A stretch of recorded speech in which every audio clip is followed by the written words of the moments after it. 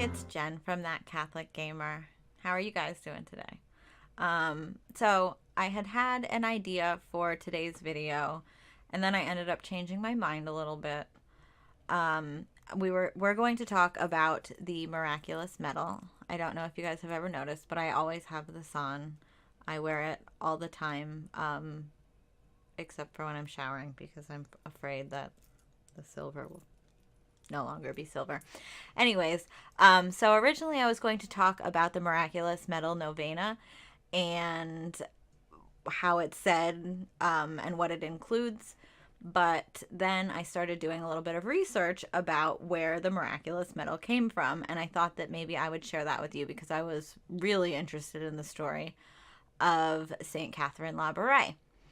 So on Monday, December 8th, 1930, on the 100th anniversary of the apparition of our Blessed Mother to Saint Catherine Laboure, Father Joseph A. Skelly started saying a perpetual Miraculous Medal Novena.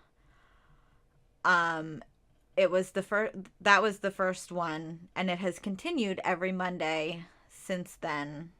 It's said in person at the shrine, it's said on the internet, and it's said in parishes across the world.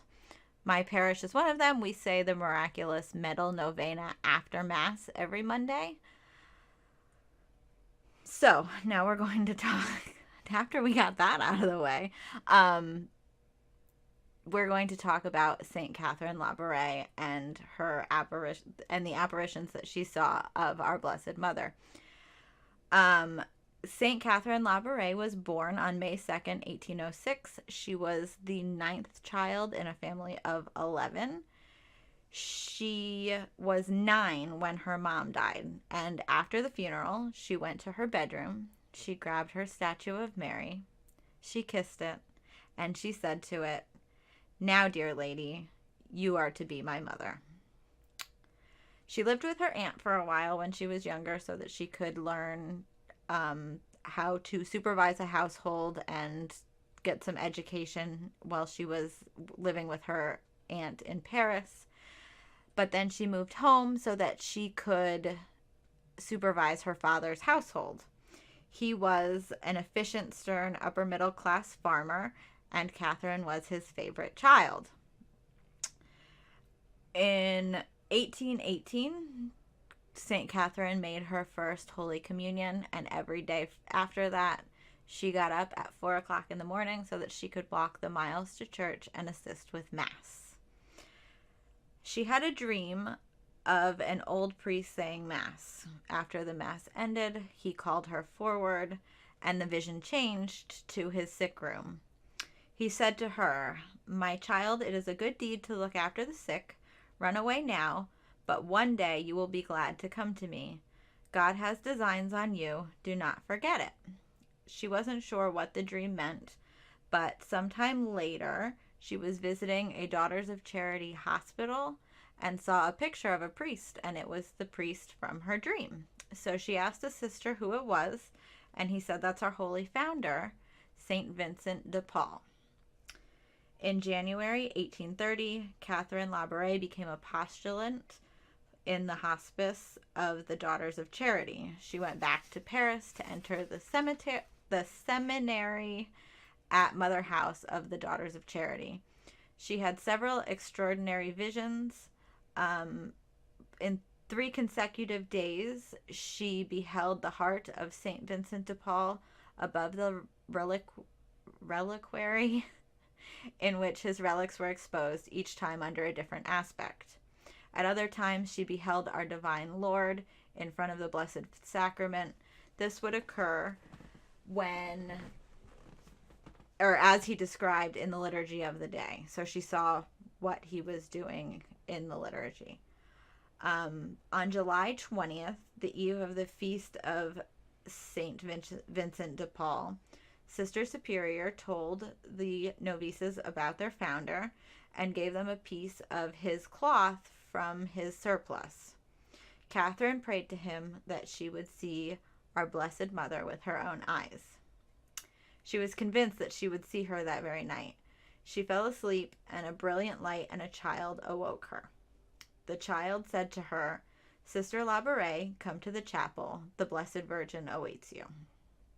She said that they would be discovered, and the child told her that it was after 11 o'clock and everyone was asleep, so they wouldn't be discovered. The locked chapel door opened at the angel's touch. The chapel was ablaze as if ready for midnight mass. She knelt at the communion rail and heard a rustle of a silk dress. The Blessed Virgin sat in the director's chair. The angel whispered to her, "The Blessed Mother wishes to speak with you." She knelt beside the Blessed Mother and rested her hands in the Virgin's lap. Mary said to her, "God wishes to charge you with a mission. You will be contradicted, but do not fear. You will have the grace to do what is necessary. Tell your spiritual director all that passes within you. Times are evil in France and the world." And then a pain crossed the Virgin's face. "Come to the altar. Graces will be shed on all, great and little, especially those who ask for them. You will have the protection of God and St. Vincent. I always will have my eyes upon you. There will be much persecution. The cross will be treated with contempt. It will be hurled to the ground, and blood will flow." The lady faded like a shadow and was gone. Catherine followed the child back to her dormitory and went to bed. She heard the clock strike 2. Life continued normally at the Daughters of Charity as she was a novice until Advent. On November 27th, 1830, at 5:30 p.m., she retired to the chapel with the other sisters for the evening meditation. Catherine heard a faint rustling of silk. She knew the lady's signal, and when she looked up at the main altar, she saw the beautiful lady standing on a globe. The Virgin gave her a direct order this time. She said, "Have a medal struck after this model. All who wears it will receive great graces. They should wear it around their neck. Graces will abound for persons who wear it with confidence." When she asked how she should have it made, the lady said to her to go to her confessor, Father Jean-Marie Aladel. She told him, "He is my servant." At first, he didn't believe Catherine. 2 years later, he finally went to the Archbishop, who ordered 2,000 medals struck on June 20th, 1832. When Catherine got her share from the priest, she said, "Now it must be propagated." The spread of a devotion to the medal urged by Saint Catherine was carried out so swiftly that it was miraculous in itself. She didn't look for praise or prominence. She just wanted to be a daughter of charity and be left alone to do her work. She cared for the old and sick and never told anyone that the medal was from her. All of the sisters loved her and longed to be her friend. In 1876, Catherine was sure that she was going to die before the end of the year. Mary Immaculate let Catherine speak to break her 46-year silence. She told her sister superior that it was to her whom the Blessed Mother appeared. On the last day of 1876, Catherine passed away. In 1933, her body was exhumed. I tried to find out why her body was exhumed. I'm assuming that it had something to do with making her a saint, but I'm not entirely sure. When they exhumed the body, it was as fresh as the day that she had died. Her eyes were as blue and brilliant as ever. Now her incorrupt body is encased in glass beneath the side altar at 140 Rue de Bloc, Paris, beneath one of the spots where the lady appeared to her.